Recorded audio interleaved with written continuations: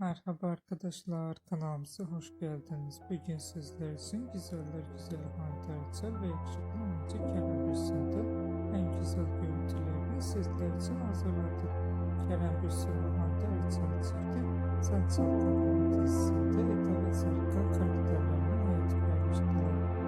Herkes gibi biz de onları birbirine yakıştırıyoruz. Biz de sizler için onların en güzel anlarını hazırladık. Bu videonun devamı gelmesini istiyorsanız